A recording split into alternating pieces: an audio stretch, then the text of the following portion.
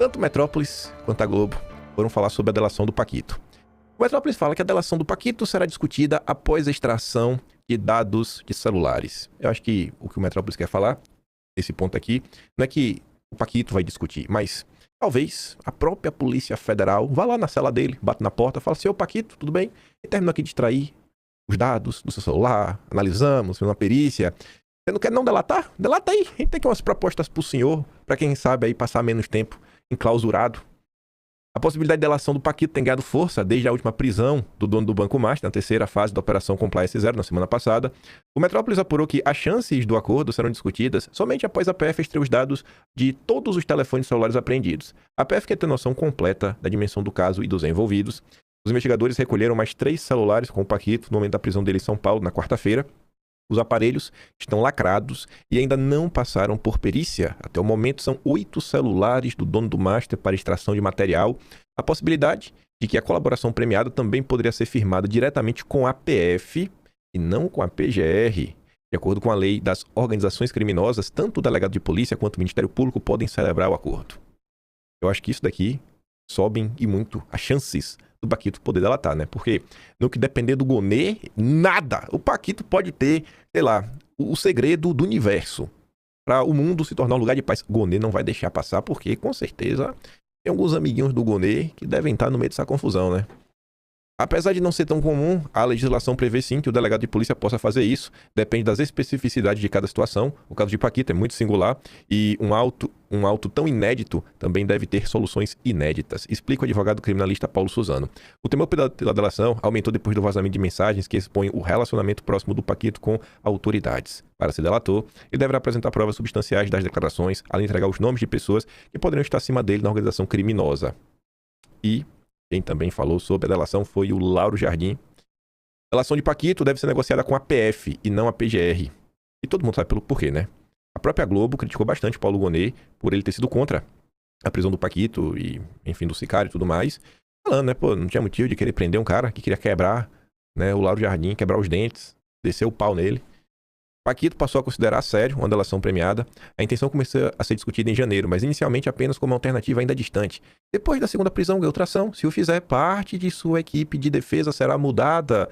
A ideia é que a colaboração seja feita com a PF, não com a PGR, onde a avaliação é que haja menos espaço para ser aceita. O Gonê não vai aceitar.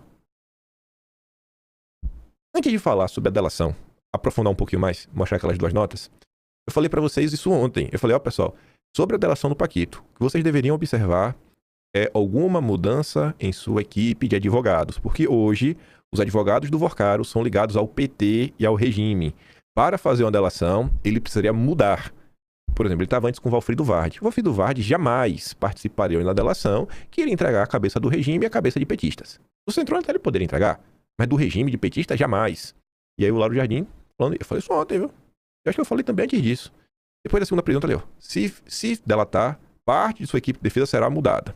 Mas antes de falar mais da delação, saíram umas matérias sobre isso ontem, acho que eu só coloquei... Não, coloquei 2. Tanto a da Globo quanto da CNN. E a Globo postou uma matéria hoje exclusiva sobre como foi o primeiro final de semana do Paquito num presídio de segurança máxima, né? Numa prisão de segurança máxima.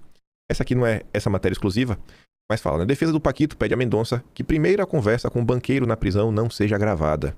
As penitenciárias federais, os encontros entre presos e seus defensores costumam ser monitorados e registrados por áudio e vídeo. Por isso, a defesa solicitou ao relator que a primeira reunião com o Paquito ocorra sem esse tipo de registro. Aí imagine, será que a defesa está com medo do que o Paquito vai falar? Ou será que a defesa quer total silêncio para levar recado daqui de fora, lá para dentro? Do tipo, ó Paquito, é bom tu não delatar, viu, irmão?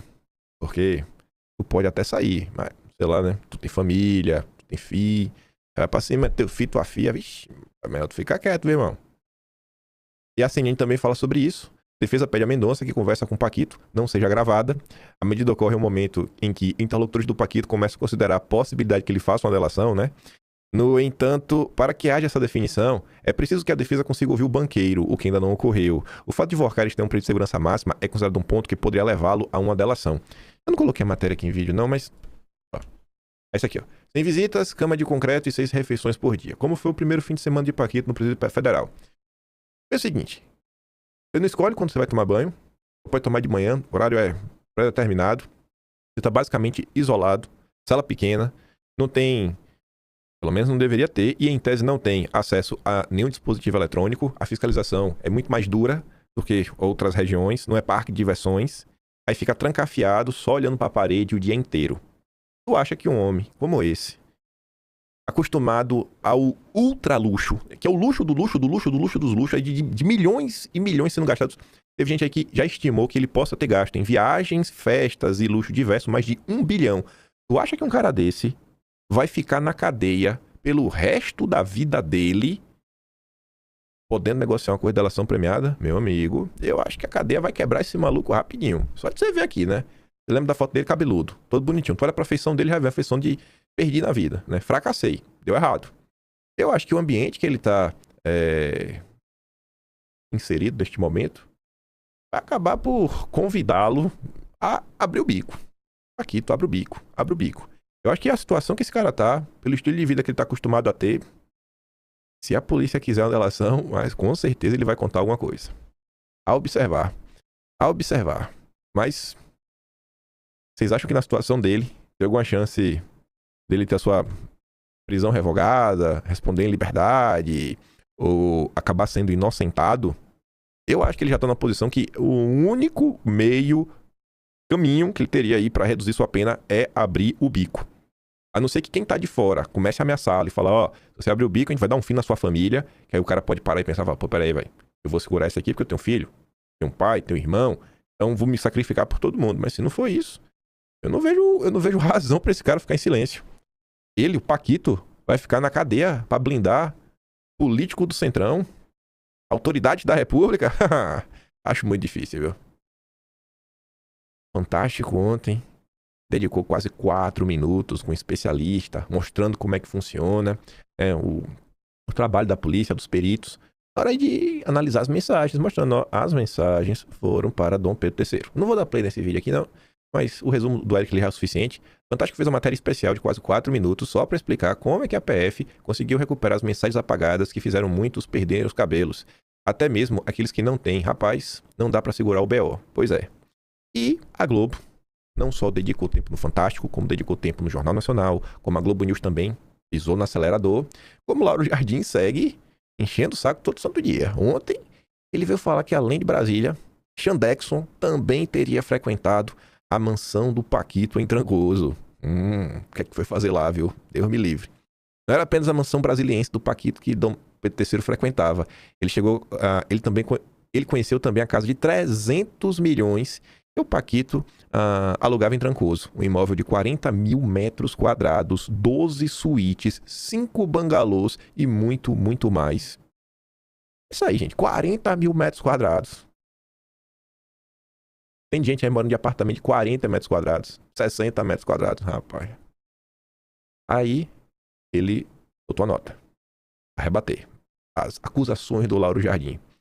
Aí eu trouxe já com esse comentário aqui do João Rocha, ele fala assim, ó.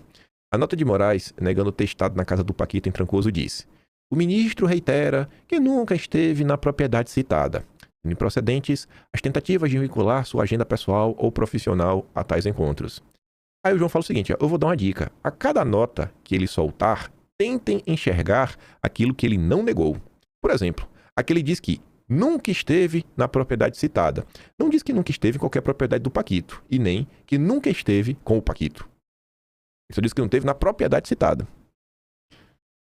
A nota também diz que o ministro jamais realizou qualquer viagem particular com o Paquito para qualquer destino. É curioso o termo particular, porque nunca realizou viagem particular, quer dizer que já realizou viagem com outro caráter, que não seja particular, em caráter profissional talvez.